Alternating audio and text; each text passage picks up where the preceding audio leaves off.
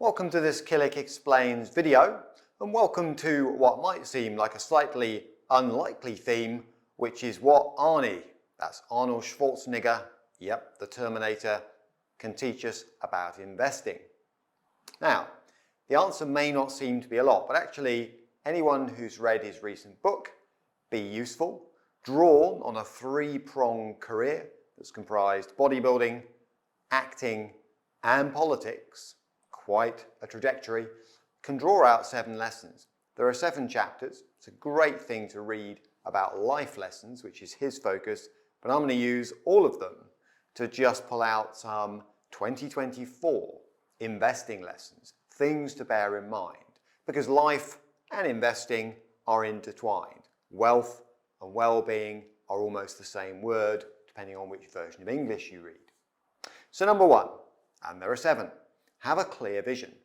Arnold is frustrated that many people drift along not knowing exactly where they're trying to get to, by when, and how they're going to do it.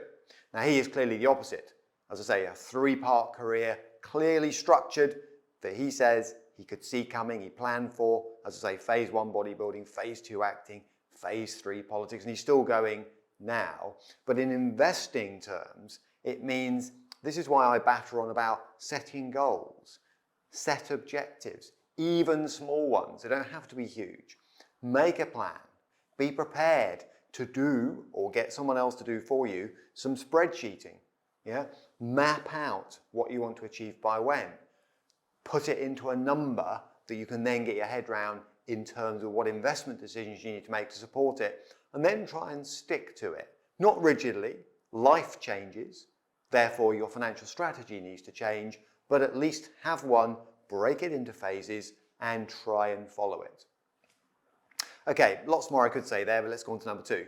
Don't think small. Arnie is a big fan of aiming high. So let's think about that. Wealth and well-being. All right, you want to live the best life you can, given your health, personal circumstances, and other commitments. You want to build as much wealth as you can, realistically balancing the fact that well-being and wealth have to travel together. There is no point in being super fit and healthy and poor and stressed, but equally, there's no point in sacrificing your health just to generate wealth. So there is a balance there. So you've got to balance now and the future. I've talked in other videos about balancing what you need now against what Tim Bennett, will look like in 10 years' time. People don't like to think about themselves in 10 years' time. It's almost like thinking about a stranger. But it's really important, because in 10 years' time, you will look back and ask yourself the question, did I make the right decisions, or do I have some regrets that would have helped me get to where I wanted to be now? So by all means, start small but think big. And the reason I can say that in financial terms is don't forget about the power of compounding. All right, that's the whole point. If you start small, start early enough, compounding has a snowball effect. Given long enough to work, given the right investment choices, and given the right approach to things going wrong. And I've talked about that approach in other videos. Number 3, work hard. Warren Buffett, famous US investor, very sadly just lost his lifelong investing partner, Charlie Munger. He's always said, investing should be simple, but it isn't easy. So it does require effort. And the way that you can put effort in constructively is to learn and build experience. But the learning part, anybody can start doing from any age. Build knowledge. Knowledge builds confidence. That's true in investing as much as it is in maths or science or frankly any language you learn. Knowledge builds confidence. It develops self-belief. You start to think, actually, I can get my head around some of these financial key decisions I need to make. And it helps to build judgment. Not by itself. Judgment comes with experience. But, there's plenty of stuff out there and lots of it is free. So let's jump in there. There are all of my Killick Explains videos. Don't have to pay anything to watch those. There are 6 guides. Anyone watching this video should have read all 6 in my view. And there's the quarterly magazine Confidant, which I edit. Okay, so that's just what Killick offers, let alone anybody else. Build knowledge, even if you start small and build up gradually. Number 4, Arnie said, sell, sell, sell. In other words, the way I see families these days, people can't afford to be selfish. In the old days, if you like, the baby boomers, final salary pension arrangements, you didn't need to worry about anybody else. Your employer was going to guarantee half, 2/3 of your final salary, inflation linked at the end of a 30, 40-year career. That's not true anymore. Families need to lean in more than they used to. The bank of mum and dad, the bank of granny and granddad needs to be there, ideally to both support themselves and support younger generations. So somebody needs a bit of vision, and somebody's got to sell that vision. People are going to have to get used to the idea of talking to other members of the family, perhaps more than they used to. All right, talking to friends, setting up intergenerational help. All right, and that requires somebody. I'm not saying who that somebody needs to be, but perhaps in the sandwich generation, to have the vision and to bring the right people together and to sell it. People don't want to give money away to other people automatically, so it requires good communication skills, requires tact, requires diplomacy. Now, shift gears is lesson number 5. In other words, don't just aim to survive, says Arnie, aim to thrive. All right, and it helps if you've got a positive mindset, because in investing terms, without a positive mindset, it's the, why am I getting out of bed every day mindset, if you like. You will sit in the assumed comfort of cash for too long, thinking, well, at least I can't lose it. Yeah, but you also can't make it. And inflation, as I've talked about elsewhere, destroys the value of cash over the long term. So you need to take a bit of risk. You need to be prepared to move out of the safety of a bank deposit account to generate long-term wealth. Right? And that's what I mean by the sort of positive mindset. You need to watch the market drop 20% sometimes and think, that's fine, it's happened before, I'm not going to panic, I'm going to stay invested, I'm going to see this through. All right? Number 6, open your mind. And this is all about being curious and questioning. And Arnie's very good on this, he's very articulate on this.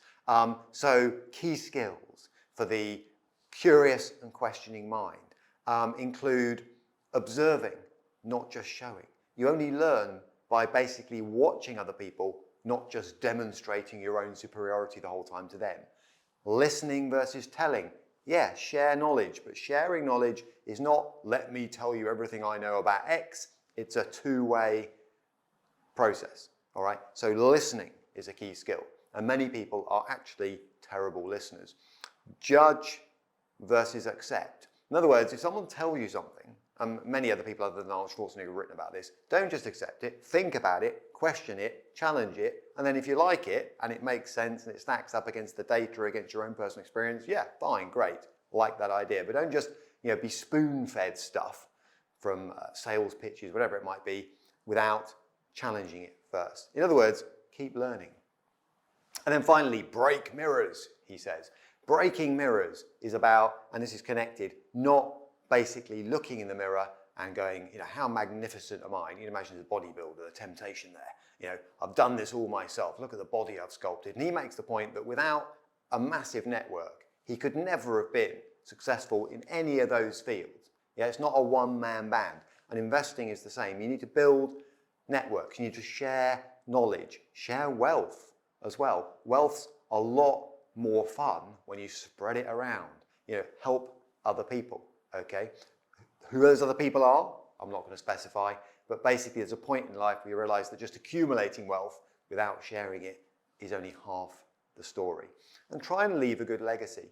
And here he goes talking about wills and what. Yes, you should have a will, set up powers of attorney, structure intergenerational wealth transfer if that's relevant, but also leave a good emotional legacy. In other words, be useful.